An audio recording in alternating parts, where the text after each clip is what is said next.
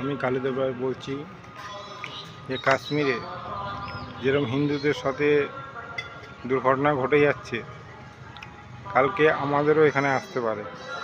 আজকে আমার মা আছে, ভাই আছে, বোন আছে, এদের না কিছু হবে না। আমাদের ছেলে মেয়ে বড় হচ্ছে, তাদের সাথে ভগবান না করে কিছু হোক। ধীরে ধীরে আমাদের বাংলাতেই মালদাতে অনেক কিছু হয়ে গেল।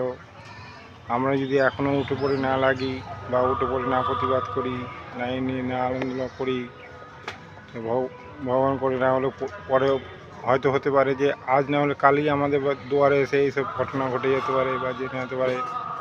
রাজনীতি, আমি বলছি না রাজনীতি করুন না, রাজনীতি করুন, এমন রাজনীতি করুন না যে আমাদেরই ক্ষতি আমরাই ডেকে নিয়ে আসি। হতে পারে আমাদেরই করতে হবে। এই জন্য বলছি আপনারাও উঠুন, দেখুন, এই নিয়ে প্রতিবাদ করুন, আসুন।